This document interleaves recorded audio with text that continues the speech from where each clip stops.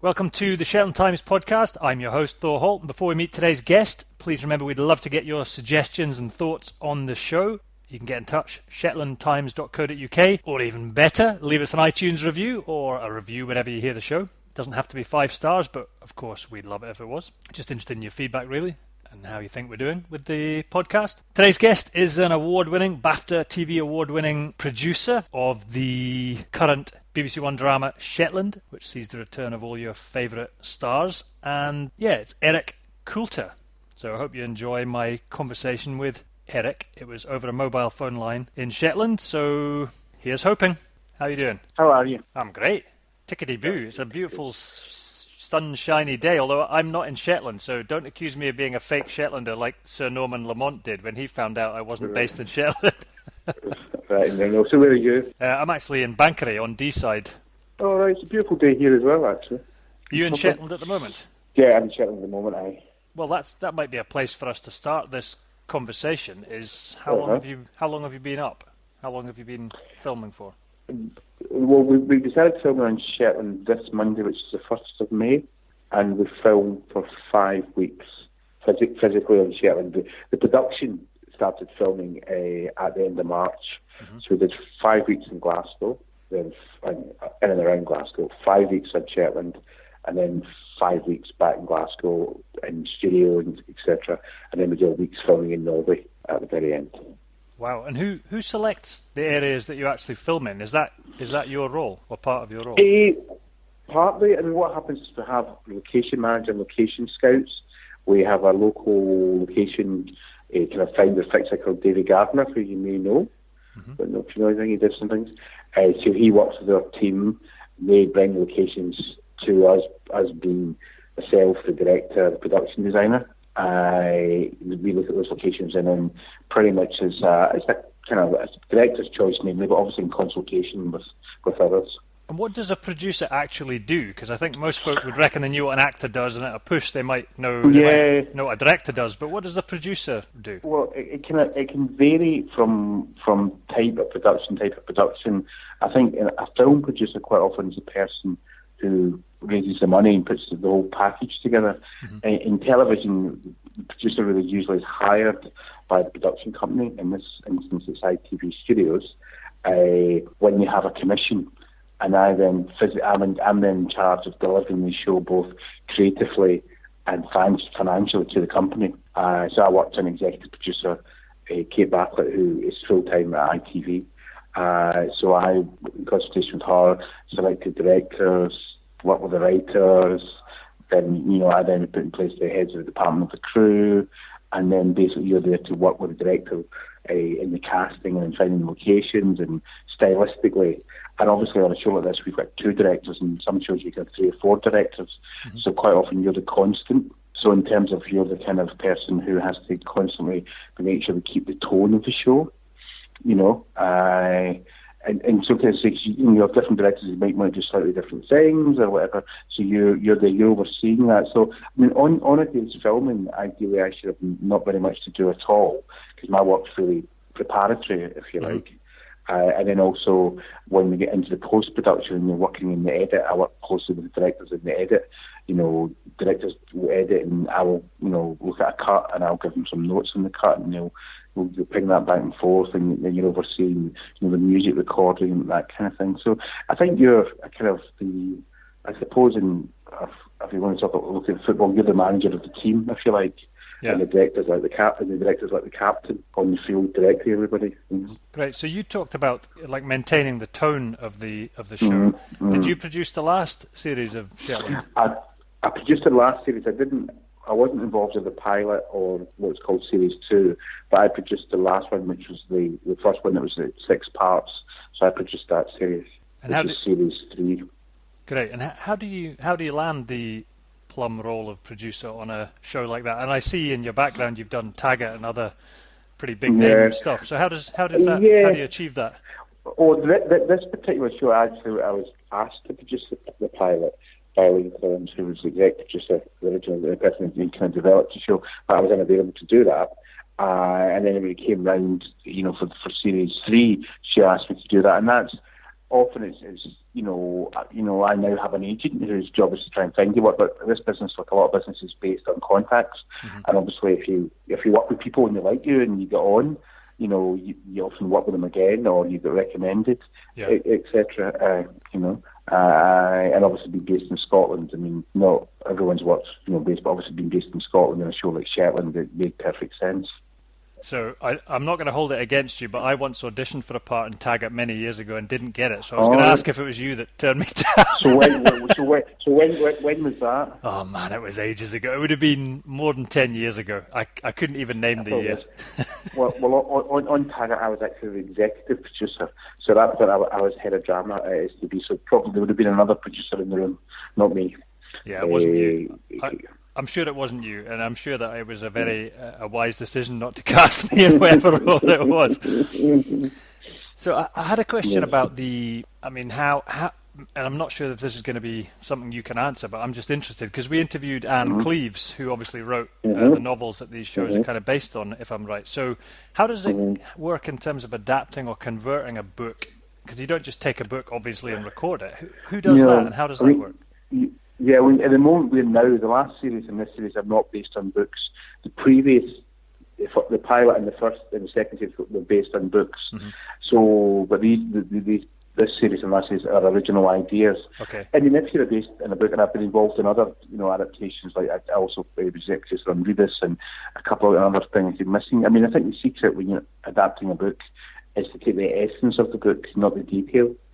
So obviously, your core characters and the setting and all that sort of stuff. But I think the detail and the plot, which works in the book, quite often will not work on the screen. And also, you're maybe taking a 350-page book and put it into a 100-page script. Do you know what I mean? So obviously, some things have to go, some things have to stay. But I think what's important. I mean, anyone.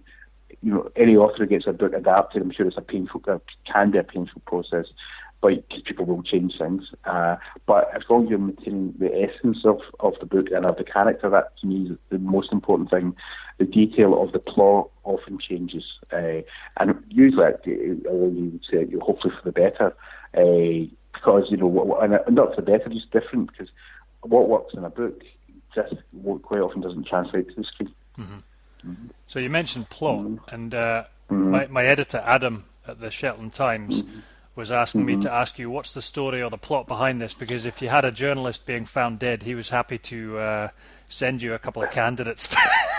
Yes, for that, yeah, sure. Yeah, well, I mean, the loose outline of the plot, obviously, we try and keep these things relatively close to our chest, is that there's a young journalist found dead at the same time that a character's been released from prison on a murder that happened in Shetland over 20 years ago, and he's been released, but his new evidence has been found. So he's not been exonerated. He's not said he's innocent, but basically his conviction was found unsound. So he arrives back as this journalist is murdered, and of course suspicion falls on him because the journalist is the daughter of the policeman who originally convicted was involved in his arrest.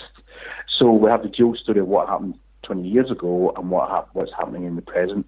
And Perez and our team going to investigate this, and it takes us into the world of investigating what the journalist was investigating, and there's a mysterious Norwegian man. So our story then takes us to Bergen, and we find stuff out in Bergen, which then brings us back to Shetland.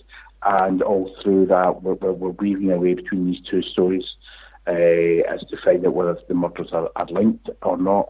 So you mentioned travelling around a fair bit there, and I'm wondering what your experiences are, or maybe what the challenges are of working maybe in a place like Shetland where the weather can get bad pretty quick, and also in remote locations, and all the logistical things. Are there any kind of struggles or even stories of situations you've had?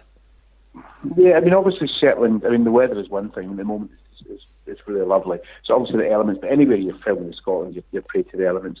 I mean, for us getting to Shetland, obviously time consuming and quite expensive. But once we're here, I mean, apart from parking up per unit, which is quite a big unit, and obviously sometimes you can't get it close to a location because a lot of your locations are remote, it's easy and very pleasant shooting here. And people it seems to be, us anyway, people here are really behind the show. They want to help. Do you know what I mean? I don't think there's any locations we've ever been to where we've been refused, because people are keen to, if it was their property, their business, keen to be in the show. So obviously, when moving around in Shetland, the roads are good, etc. I mean, we're restricting. We can't go too remote because we just can't get a unit. You know what I mean? We've got a very big unit, and obviously Germany times you have to be careful about. You can't spend 2 hours driving somewhere. So we have to restrict ourselves mainly to the main island. Although on Sunday we're filming over in Bessie, which although it's not far ferry crossing, logistically that's quite a big thing. Get on the ferry, off the ferry, all that kind of stuff. But no, I mean, the crew like coming here. You know, it's a very pleasant place to be working, especially on a day like today when the sun's out. Obviously, when it's really freezing cold and the rain's battering in your face, it's not quite the same. But no, it's lovely actually. It's a very nice. I'm not just saying that as a kind of PR thing. It is actually a very nice place to shoot. And what about? You meant, by the way, I'm just going to stick up for Shetland with the rain battering thing. Are you from Glasgow? Because my experience of Glasgow is the rain's always battering down there. Aye, well, I'll tell you what's wind. What it is here more than anything is wind, isn't it? So wind in Shetland, that's the big difference, I think, is the wind. And obviously that can get difficult for us in terms of, a lot of exterior filming, you put up lighting and all that kind of stuff. But I mean, I think on last series, we shot here on 2 different blocks, and I think only once did the weather stop us filming in about 7 weeks. So there's only once that we actually had to take something and put it inside when it's supposed to be outside. So that's pretty good going. That is good going, yeah. That would make me think that either you had a very lucky block of weather or you're a tough bunch and you don't stop very easily. We're a tough bunch as well, yeah. Unless the weather's horrendous, you just work through it. Yeah. Really. So you kind of have to. So you've had a sunny week. I hope you're not looking for any overcast, moody shots. Yeah, well, I mean, obviously the story, it's a thriller, so you need light and shade in it. But obviously the place looks, a bit of sunlight makes the place look beautiful, So I think we would take the sunlight, and I think that's also quite an attraction to the audience.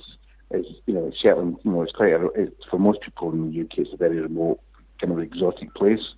So when you see it in its splendour, in those wide open spaces and water, I mean, the big thing I think that strikes you about Shetland is everywhere you turn there's water. Do you think that's? And it's very. Go on, sorry, Eric. No, go ahead. No. I was going to say, I mean, the show's obviously found fans all around the world. Do you think that, like, the scenery is one of the things that's a strong reason for its success, or what would you put the success of it down to? Other than the production, of course. I think its location definitely is a big part of the success. I think of any show, I think if you look at Morse, people love the fact that it's set in Oxford. You look at Readers, people love the fact that it's set in Edinburgh. So I think any kind of detective or thriller show, the location is very much part of the DNA of the show. So I think people like that about Shetland. I think they like the scenery. I think they like the atmosphere, and that's what we tried to create. I think is the atmosphere, and obviously which I suppose a lot of people go, it's like kind of because Shetland's getting towards Scandinavia, it's got that kind of Scandi feel to it, I feel like, which I think obviously is very much in vogue as well. I think the location is a part. I mean, obviously people love the characters. They love Jimmy Perez, they love Toss, they love Sandy. They're interested in what those characters are going to do, because they wouldn't come back to a show just because they like kind of the scenery. But it's like it's all part of it's all ingredients and what makes it, really, I think. How do the actors find? Are they up there for that long? I'm assuming that most of them aren't. So if you're there for 7 weeks, how do they handle that? Well, with this time, we're here this time for 5 weeks. The principal actors are here, and obviously Stephen Robinson, because Sandy, is home. So he's very happy to be here. And with Alison and Donna, who's Tosh, and Dougie, is Perez, really like coming and being here. They're the only people that are really here for the whole duration. The other actors come and go as required. So they're really the only people that are here for the whole duration. Then, they have quite a few days off here and there. But it's like, Shannon, if someone has a day, it needs to be, really need to have 3 or 4 days that we don't require them to make it worthwhile sending someone back. Because they might be back to Glasgow, they might be back to London or Dublin or whatever.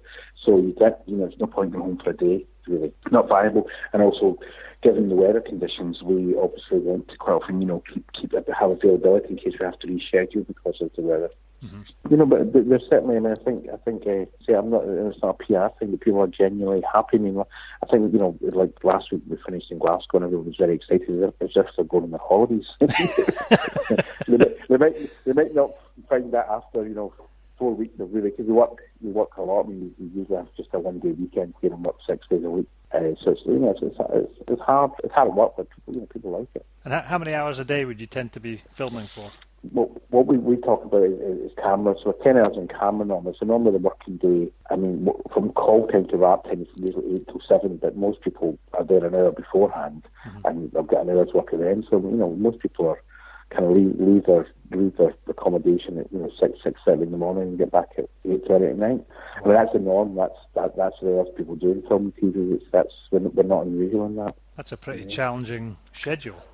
No, it is. I mean, I think there's people work a lot of hours in film and TV, and it is also an issue actually, just in general, nothing to do with this show, but in general, the amount of hours that people work, 12, 13 hours a day in terms of health and safety and all that kind of all those considerations. And having a family or a social life outside of work. yeah, it's hard. I mean, obviously, and the people here, the crew that are here, can't really get home while they're here, and also, as you know, it's quite expensive and time consuming for people to come up. So, that is something, like, for instance, quite a few of them, they've got a couple of crew members who've brought their young children with them. They've got even a couple of, they've got 1-year-olds, so there's a couple of kids kicking around and stuff like that. They've come up because, obviously, their mums didn't want it away from them for that length of time. Yeah. So they've travelled with them, with Granny in tow, There was another question, actually, that's reminded me the kind of the challenge theme and the difficulty. Does any of the actors have to learn, develop a Shetland accent for the show? Because I would have thought that is a real challenge. We tend not to do that. I think a couple of actors have tried it. I mean, we've got actors from all over Scotland and all over the UK. We tend, because it's such a particular accent in Shetland, and also, as you know, there's lots of people in Shetland who have no Shetland accent. So we try to, I guess, have a generic Scottish accent. In Tosh, the character Tosh is from Glasgow in the story, but others we tend not to ask them to do a certain accent, because it's too difficult to get it right. And the worst thing is to do an accent and not get it right. You better not, And I think, for the character, if it's fundamental to the character, become Shetland or even a Scottish in the DNA of the story. But otherwise, we tend to avoid people asking people to do accents.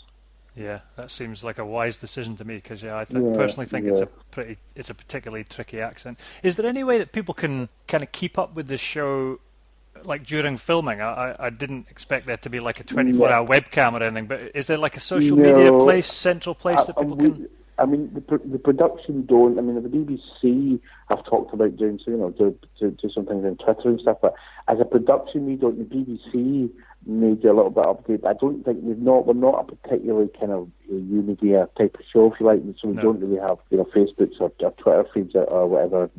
I think occasionally the BBC will put out a press release and that kind of thing. But no, there's no kind of daily thing that keeps you up. But also, when we're shooting in Shetland, everybody knows what you're doing because news travels quickly. Yeah, everyone in Shetland does. I was just wondering whether there was a place for fans to kind of, because it's just from what you're talking about. Pardon me, there might be a few fan sites that they have. I don't know of any, to be honest, but there may actually be some fan sites, but I'm not sure. Yeah. No problem. It was just something that occurred to me. I've got another question that I ask everyone on the show before I let them go, and that is, and unless you bought a holiday home there, you're not a resident, as far as I know. But what would be your advice for someone who is considering visiting Shetland, or even potentially living there, but visiting Shetland? What advice would you give them, Eric? I think come prepared for the weather, of course. What advice would I give them? I mean, that's the main thing. I mean, I think try and get out and get around. We restrict ourselves to the main island. I think I would like to, personally, I'd like to go up and see some of I think I went up to Yale years ago when I was here doing something else. But get around and get around and see the place. Superb. Is there anything else you'd like to share with the people of Shetland? Any thoughts or message? No, not particularly. I think the best thing is in Shetland is you're asking like filming here. What it is like. I mean, I said it before. It's a pleasure to shoot here. Actually, it's really nice to be. And it was nice to do Taggart years ago. And there's the same thing in Glasgow that the show belonged to Glasgow. And I think the show Shetland feels like it belongs to Shetland. and I think people here, feel quite loyal to it and are supportive of it, and that's really good. That's a really nice thing. I think everybody, all the crew, all the cast appreciate that people actually get behind it, and I think we get assistance here that we wouldn't get in other places. Do you know what I mean? I think that's true, because people want to, feel the show is good for the island, so they want to support it, and that's great. Superb. Thanks, Eric. Okay. No worries. Hope you enjoyed my conversation with Eric Coulter, the producer of the new Shetland TV series. Please do go to shetlandtimes.co.uk or the Facebook page. Suggest people you'd love to hear us interview, and you can give us feedback by giving us a review on iTunes or wherever you hear the show, or through my own website, thorholt.com. And remember, the Shetland Times is about more than the fantastic weekly newspaper that we all know and love. The Shetland Times can also do design and printing for your books, CD covers, event posters, tickets, programs, any kind of newsletters, calendars, informative brochures, high-profile leaflets, flyers, all kinds of stuff. You get the idea. Thanks for listening to the show. Look forward to catching up with you again very soon. Cheers, bye.